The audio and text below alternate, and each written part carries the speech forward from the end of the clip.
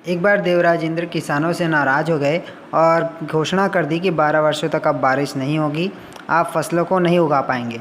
तब किसानों ने भगवान इंद्र से विनम्रतापूर्वक प्रार्थना की और उसे सुनकर इंद्र ने बड़ी चालाकी से बारिश ना होने का श्रेय शिवजी पर डाल दिया और कहा कि बारिश तभी होगी जब भगवान शिव अपना डमरू बजाएंगे।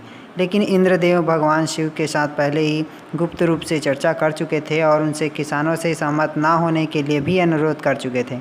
जब किसान शिवजी के पास विनती करने पहुँचे तो उन्होंने कहा कि मैं अपना डमरू 12 साल बाद बजाऊंगा। तब निराश होकर किसानों ने 12 साल इंतज़ार करने का निर्णय लिया।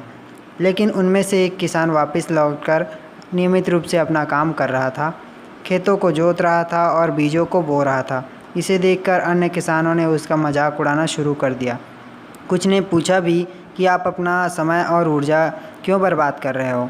तो उसने जवाब में कहा कि मुझे पता है कि बारिश के बिना मेरी फसल नहीं आएगी, लेकिन मैं ये सब केवल अभ्यास के रूप में कर रहा हूँ। 12 साल बाद मैं अपने फसल को उगाने और खेतों में काम करने का प्रक्रिया भूल ना जाऊँगा और शरीर की काम करने की आदत छूट जाएगी और शरीर आलस का शिकार हो जाएगा, इसलिए मैं अभ्यास करता रहता हूँ। 12 साल बाद बारिश हो तो मुझे काम करने में मुश्किल ना हो।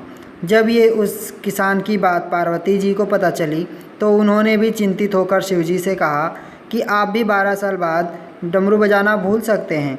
यह सुनकर भगवान शिव जी चिंतित हो गए और इसलिए कहीं वो डमरू बजाना भूल तो नहीं गए, इसकी जांच करने की सोची और अपना डमरू उठाकर बजाने की कोशिश करने लगे। कोशिश करते हुए जैसे ही उनके डमरू की आवाज़ आई वैसे ही बारिश शुरू हो गई। किसान अपने खेत में नियमित रूप से काम कर रहा था, उसके खेत फसलों से हरे भरे हो गए। लेकिन बाकी किसान जो बारिश का इंतज़ार कर रहे थे उन्हें पछतावा हुआ, क्योंकि उन्होंने अभ्यास करना छोड़ दिया था। इसी तरह 2 सप्ताह बाद, 2 महीने बाद या 2 साल बाद लॉकडाउन खुलेगा और कोरोना महामारी भी ख़त्म हो जाएगी।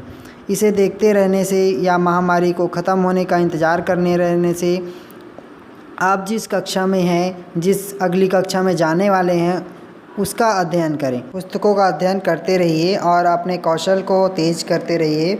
आपके पास जो ज्ञान है उसको और भी बढ़ाते रहिए, क्योंकि बार बार अभ्यास करने से ही कौशल का विकास होता है।